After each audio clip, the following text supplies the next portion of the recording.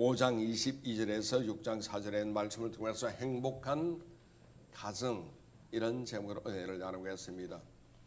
정상적 사람은 남편, 아내, 자녀의 가정을 가지고 있습니다. 가정에는 가족이 있습니다.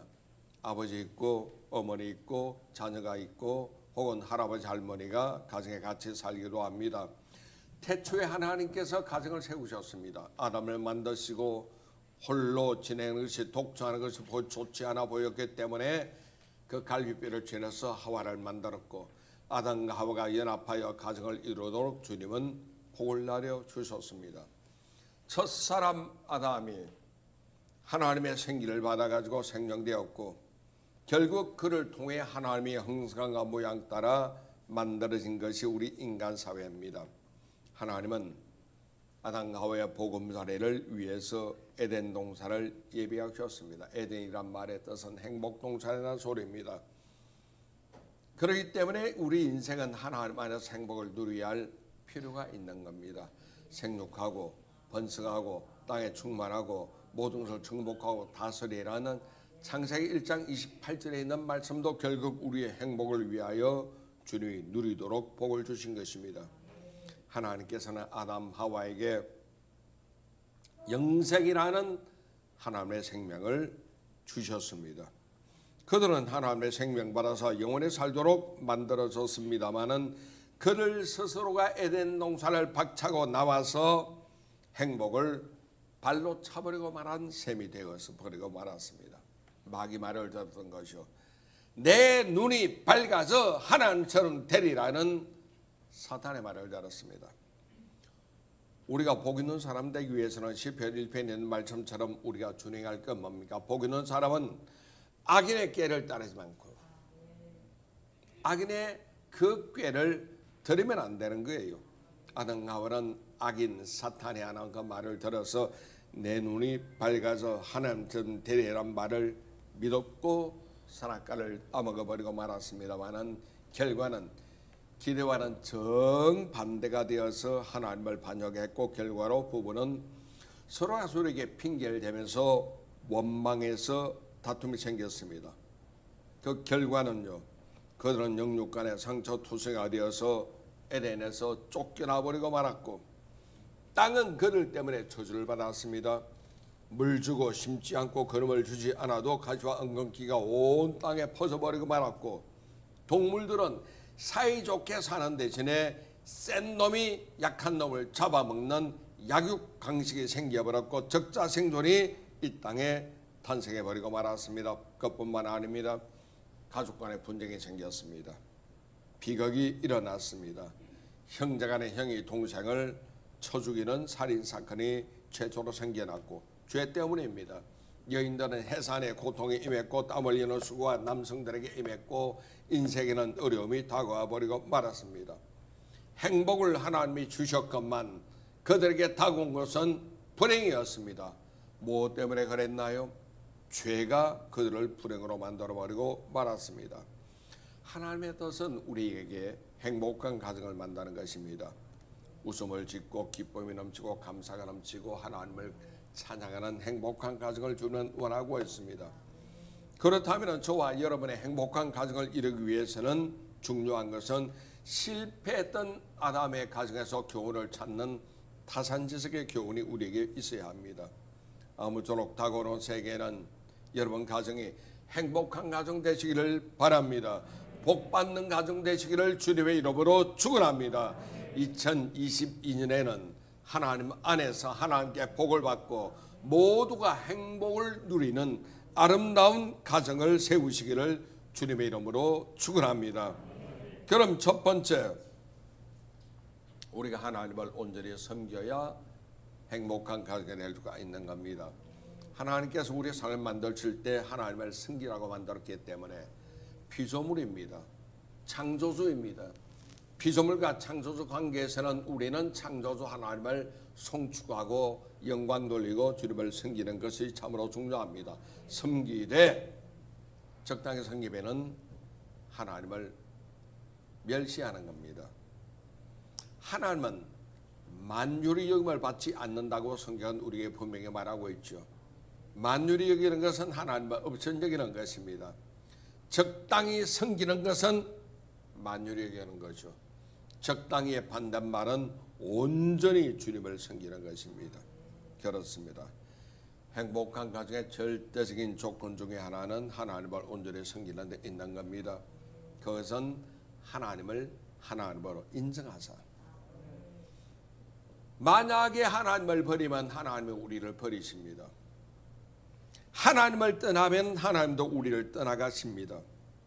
절대 주권자 하나님을 우리가 온전히 섬기고 하나님의 나라와 하나님의 의를 구한다면 주님은 우리에게 복을 주시고 우리 삶 자체가 하나님 중심으로 살아가는 것이기 때문에 모든 것이 합력하여 선을 이루게 될 줄로 믿습니다.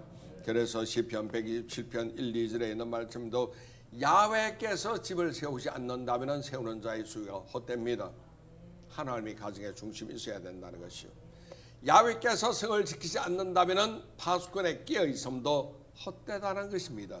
모든 것이 하나님의 손에 달려 있는 겁니다. 너희가 일찍 일어나고 늦게 누우며 수고의 떡을 먹으며 헛되다고 합니다.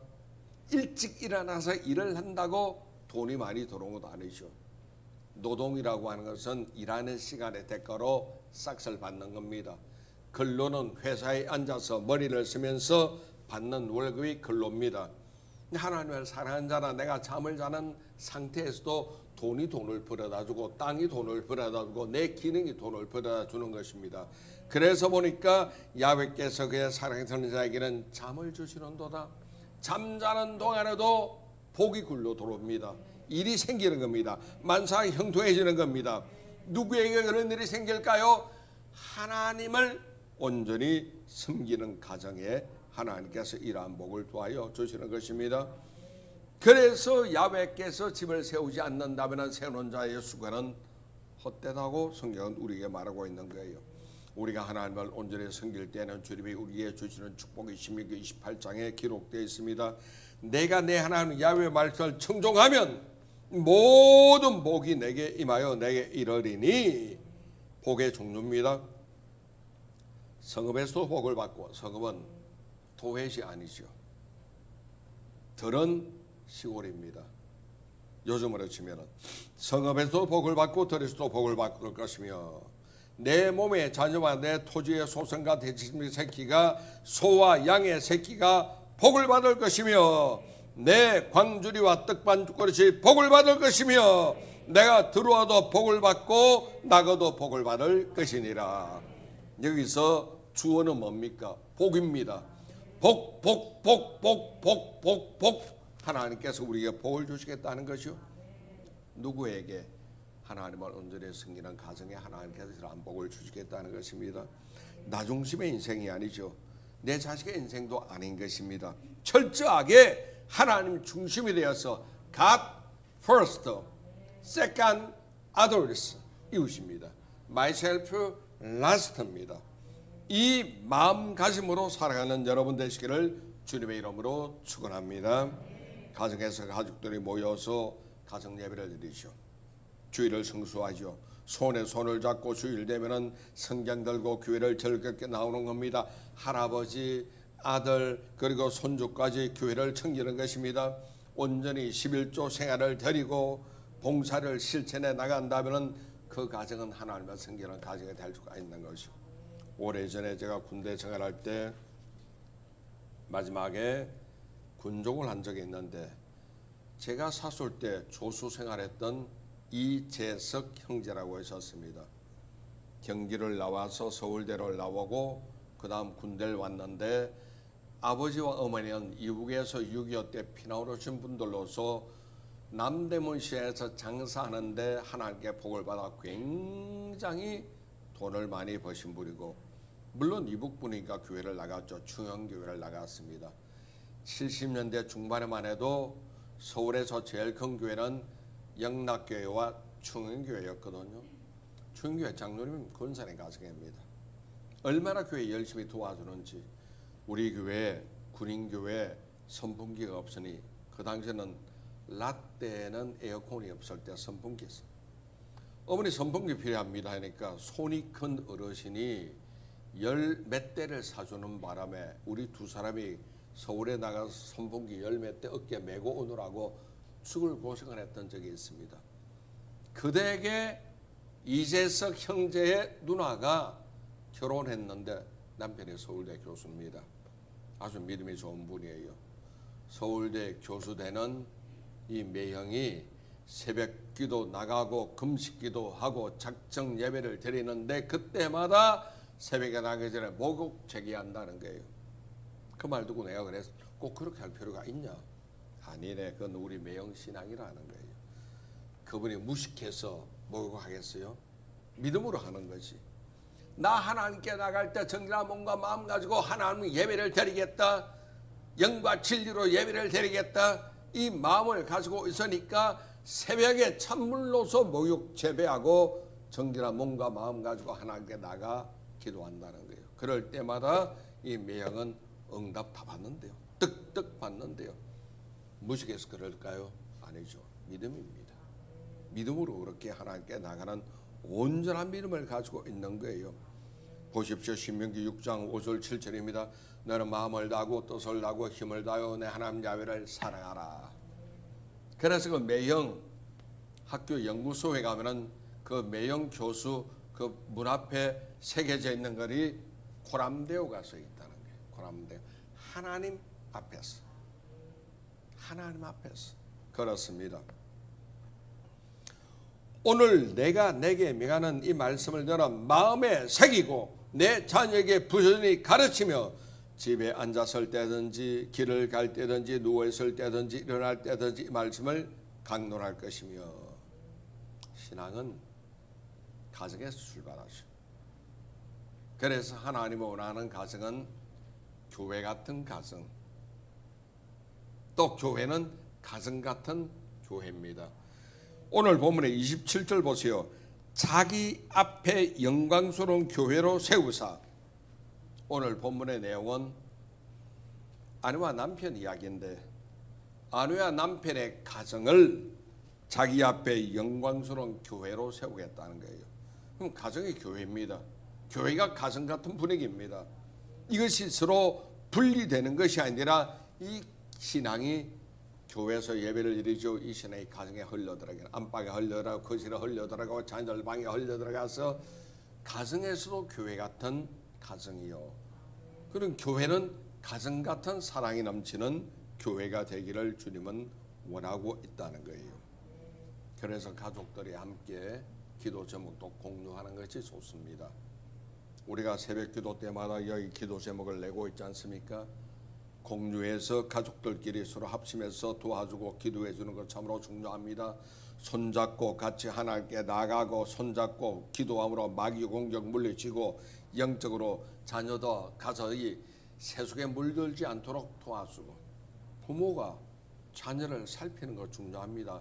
만약에 아들이 노름방에 가서 550만 원 벌었다 1000만 원 벌었다 하면은 아버지가 대통령 될 수가 있겠습니까? 가정의 분위기가 부모 책임으로 잘 도와서 영적으로 세속에 물들지 않도록 하는 것 참으로 중요하죠. 가족들끼리 삼겹줄을 꼬아야 합니다. 한 겹보다 두 겹이 강하고 두 겹보다 삼겹줄이 훨씬 강하고 성경에도 한 사람이 천을 쫓고 수학에는 두 사람은 2000 쫓아야 되는데 영어로 볼 때는 두 사람이 만을 쫓는 거예요. 한 사람이 천을 쫓고 두 사람이 만을 쫓습니다. 가족이 모여서 합심해서 나가는 건 참으로 중요합니다. 노아 방주를 보십시오. 노아 식구들을 하나님만 살리기 위해서 방주 바깥에다가 역청을 칠하게 했습니다. 물이 방주 속에 들어오지 못하도록 역청을 바라는 겁니다. 우리 가정에도 역청을 발라야 합니다. 세속에 물들지 않도록 기도의 역청, 말씀의 역청으로서 세속의 자녀가 물들지 않도록 하는 여러분 되시기를 주님의 이름으로 축원합니다. 예수님 말씀 보면은 여러 사람이 가족에 모여서 기도하는 능력에 대해서 말하는 게 있습니다. 마태복음 18장 18절로 20절입니다. 진실로 너에게 이르노니 무엇이든지 너희가 땅에서 매면 하늘에서 매일 것이요. 대단한 말입니다. 이거 땅에서 주여 믿습니다 메었어. 하늘에서 들으시고 오케이 접수했어 하고 하늘에 매인다. 땅에서 풀면 하늘에도 풀린다는 거예요.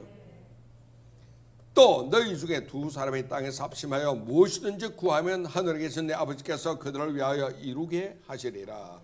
두세 사람이 내 이름으로 모인 곳에는 나도 그들 중에 있느니라. 이 자리에 주님이 성령으로 계신 거 믿으시면 아멘 하시겠습니다. 할렐루야. 하나님을 온전히 섬기십시다. 따라 하실까요? 하나님을 온전히 섬기자. 적당히 하면 안 됩니다. 확실히 하는 여러분 되시기 바랍니다. 두 번째, 남편과 아내의 관계에 대해서 말씀드리겠습니다. 남편은 가정의 리더입니다. 머리입니다. 중심을 잡아주어야 합니다. 존경받을 지위가 맞지만 동시에 가족을 부양할 책임이 있고 사랑할 의무가 있는 것입니다. 그게 남편입니다. 에베소 5장 33절 그러나 너희도 각각 자기 아내의 사랑을 자신같이 하고 아내도 자기 남편을 존경하라. 남편은 사랑하고 아내는 존경하고 내 몸처럼 사랑하고. 우리가 내 몸을 얼마나 사랑합니까? 얼마나 아낍니까? 이쁘게 가꾸기도 하고 건강을 위해서 온갖 보약을 먹기도 하고 아내의 사랑을 그렇게 하고 안편은 존중하라는 겁니다. 골로새서 3장 18절로 19절입니다. 아내들아 남편에게 복종하라. 이는 주 안에서 마땅하니라. 처음에서는 이 말만 읽었을 때는 기분이 좋았어. 아내들아 남편 사랑하기를 남편에게 복종하라. 이는 주 안에서 마땅하다. 기분 좋잖아요. 남편에게. 그 뒤에 말 보니까 깨갱 하는 거예요. 남편들아 아내를 사랑하고 괴롭게 하지 말라. 전 우리 집 사람을 가끔 괴롭게 한 적이 있었거든요. 괴롭게 하지 말라는 거예요. 앞에 있는 말만 있으면 좋은데 뒤에 있는 말도 있더라고. 성경은 참 하나님은 이걸 보니까 참 공평하신 하나님 같아요. 사랑하고 괴롭게 하지 말라. 지금도 내가 우리 집 사람을 괴롭게 안 해야 될 텐데 가끔 괴롭게 할 때가 있는 모양인지도 모르겠습니다. 판단은 저쪽에서 하는 것이면. 자, 아내는 남편의 사랑과 존중을 받을 위치에 있습니다. 가정 경영을 위해서는 아내는 남편에게 경제적인 지원 받아야 합니다. 남편이 돈 벌고 자기 주머니 차고 아내에게 안 주면 안 돼요. 가정 경영을 위해서는 반찬도 사고 아이 공부도 시키고 생활도 하려면 지원을 받아야 합니다. 결국 아내는 남편을 내조하고 가사를 돌봐야 하시오. 자녀를 양육할 의무가 동시에 같이 있는 겁니다. 잠언 14장 1절입니다. 지혜로운 여인은 자기 집을 세우되 미련한 여인은 자기 손으로 그것을 허느니라. 가정이 무너지는 것은 부인 쪽의 책임도 상당히 많은 것을 말해주고 있는 겁니다. 그래서 어려운 일이 있을 때마다 부부가 서로 손을 맞잡고 행복을 추구하며 하나님께 매달리고 기도해야 합니다. 상대의 약점을 비난하면은 가시 노릇하는 거예요. 가시로 찌릅니다. 약점을 감싸주면서 보완하면서 함께 나가는 여러분 되시기 바랍니다. 그러기 위해서는 서로 칭찬해주고 존중해주고 감사하는 표현을 해야 합니다. 마태복음 7장 12절 보니까 그러므로 무엇이든 남에게 대접받고자 하는 대로 너희도 남을 대접하라. 내가 대접받고 싶다면 이 대접을 아내에게 베푸는 거예요. 남편에게 베푸는 겁니다. 누가복음 6장 36절로 37절입니다. 너희 아버지의 자비로우신 같이 너희도 자비로운 자가 되라. 비판하지 말라. 그래야만 너희가 비판을 받지 않을 것이요. 정죄하지 말라. 그래야만 너희가 정죄를 받지 않을 것이요. 용서하라. 그래야만 너희가 용서를 받을 것이요. 결국 남편과 아내의 관계는 상대적이죠. 요구만 하지 말고 서로 책임지는 아름다운 삶을 살아가는 여러분 되시기를 주님의 이름으로 축원합니다. 세 번째, 부모와 자녀의 관계에 대해서 말씀드리겠습니다. 신앙과 생활에서 부모 자녀는 친구 같은 사이가 되는 것 중요합니다. 성장기, 특히 사춘기, 자녀의 고민에 대해서 상담받아주고 이야기를 자주 나누는 겁니다.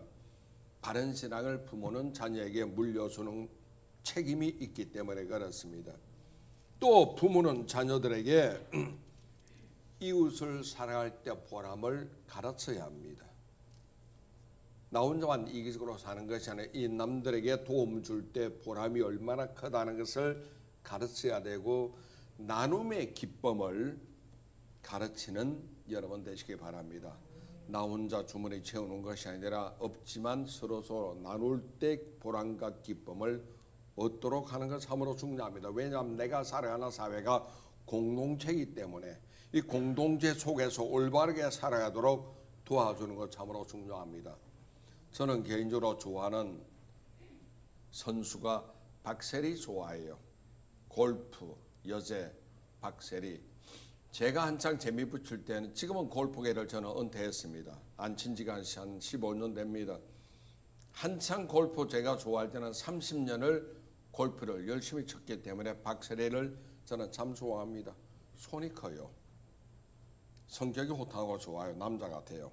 얼마 전에 운동하다가 헬스클럽에서 운동하다가 앞에 있는 TV 모니터 보고 우연히 내가 봤습니다.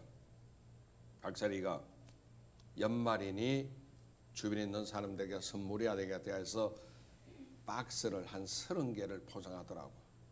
그 속에 물건을 넣는 거예요.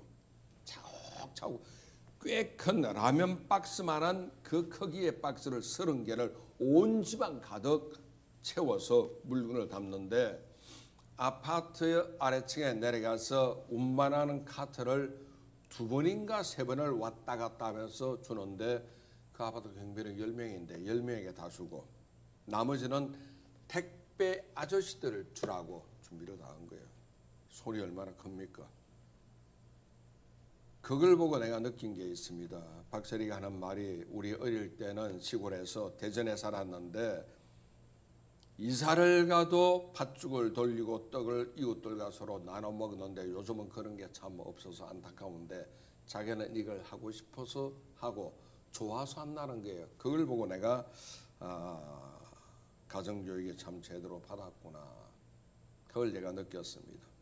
남들에게 나눠주고 우리가 같이 나누면서 베풀면서 느끼는 보람과 기쁨을 부모는 자녀들에게 가르쳐야 합니다. 그리고 또한 자녀는 자기 주장만을 고집하지 말고 내 생각과 말과 행동으로 부모를 공경하고 부모를 기쁘시게 하는 것 참으로 중요합니다. 성심을 다하여 부모를 부양해야 합니다. 아침에 일어나면은 잘 주무셨냐고 전화 한 통화하고 저녁에 자기 전에도 화이자 맞았는데 몸이 괜찮아요? 톡 한번 넣는 거 괜찮은 것 같습니다. 며칠 전에 언론 보도 보니까 결혼한 자녀들이 아들보다 딸들이 부모에게 훨씬 잘한대요.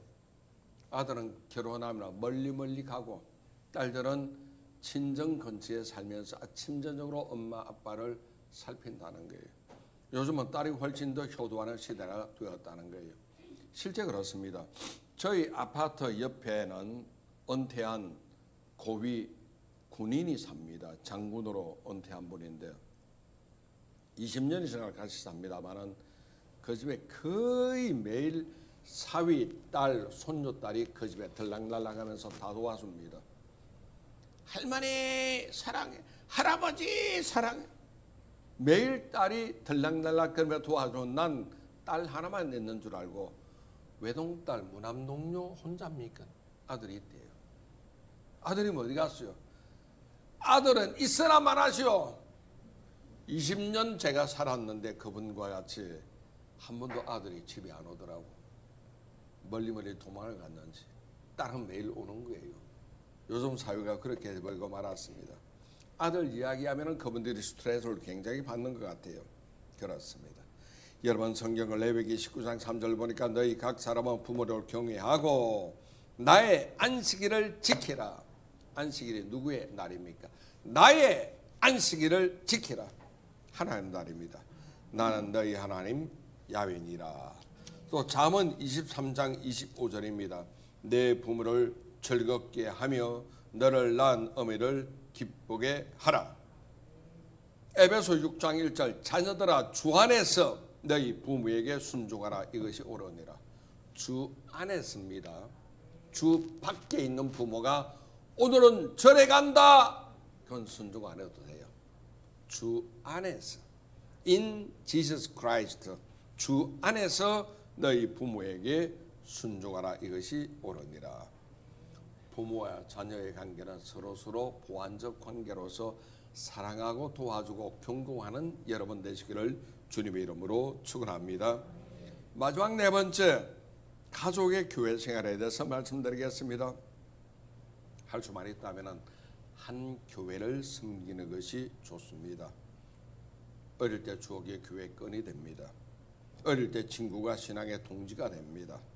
가족 전부가 교회 안에서 끈끈한 신앙으로 서로 하나가 될 수가 있기 때문에 할 수만 있다면 한 교회를 섬기는 것이 좋겠습니다. 직장 때문에 집 때문에 멀리 흩어졌던 가족들이라 할지라도 주일이면은 교회에서 만나잖아요. 식사하잖아요. 대화하잖아요. 서로 안부를 묻잖아요. 잘 지냈니? 한 주간 아이들 건강하고 안부를 묻죠. 함께 예배를 드리면서 믿음 안에서 가족 공동체는 하나가 될 수가 있는 겁니다. 더군다나 한 교회를 대를 이어서 할아버지, 아버지, 손주들까지 이어가 섬긴다면 얼마나 보람이 있고 복이 될 수가 있겠습니까? 한 교회를 더 모든 가족이 봉사하며 기도할 때 고넬료 가정 같은 하나님께 복받는 가정이 될 수가 있는 거죠. 성경 보니까 모범적인 복받은 가정이 몇 개 나옵니다. 고넬료 가정이 그랬고, 빌립보에 있는 자수장사 루디아 가정이 그랬고, 역시 빌립보에 있는 간수장 가정이 복을 받았습니다. 초대교회 7집사 중에 하나였던 빌립 집사는 그 두 딸이 선지자입니다. 복을 받았죠. 디모데 가문도 보면 외할머니, 어머니 디모데 3대가 예수님을 잘 믿는 믿음의 가정이었습니다. 구레네 사람 시몬은 성경에 처음으로 이방인인데도 남편, 부인, 두 아들까지 이름이 성경에 기록될 정도로 하나님께 축복받은 가정입니다. 이것은 가족 모두가 한 교회를 섬겼기 때문에 가능하고 만사형통한 복이 그들에게 임한 것을 우리에게 보여주고 있는 겁니다. 하나님을 섬기는 가족이 모여서 교제하게 되면 서로서로 은혜가 넘치죠. 어려울 때도 큰 힘이 될 수가 있죠. 아프다 합심 기도해 주잖아요. 문제 있다 같이 도와주고 그 길을 해결해 줄 수가 있는 그 기회가 될 수가 있기 때문에 어려울 때도 한 교회를 섬기면 큰 힘이 될 수가 있습니다. 사촌이죠. 더 가까운 이는 이웃 사촌이죠. 더 가까운 이는 보혈 사촌입니다. 예수님 피로서 맺어진 교회 식구들입니다. 그렇죠. 한 교회를 섬길 때는 예배 끝난 뒤에도 차 한잔하고 식사도 하면서 가족이 함께 모일 수 있는 기회가 됩니다. 분주한 일상생활 속에서도 사랑의 교회가 이루어지고 행복한 가정이여 복된 가족이 될 수가 있습니다. 아무쪼록 내년에도 이 복이 여러분 가정에 이어지시기를 주님의 이름으로 축원합니다. 행복의 반대만은 불행입니다. 불행한 가정을 이루기 위해서 나가는 사람은 없을 겁니다. 모두가 행복을 추구하지만 그것이 내 마음대로 내 뜻대로 안 되고 하다 보니 실수할 수도 있고 실패한 가정이 될 수도 있습니다.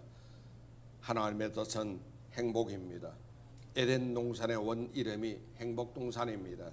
하나님은 우리 모두가 행복한 가정을 이루기를 원하고 있습니다. 그러면은 온전히 하나님을 섬기는 부부간에도 각자 책임을 다하고 부모 자식 간에도 서로 공경하고 도와주며 그리고 한 교회를 섬기면서 하나님께 복받는 여러분 되시기를 주님의 이름으로 축원합니다. 아무쪼록 사랑 안에서 서로를 이해하시고 용납하시고 돌보시고 협력하여 기쁨과 행복이 가정에 넘치시기를 주의 이름으로 축원합니다.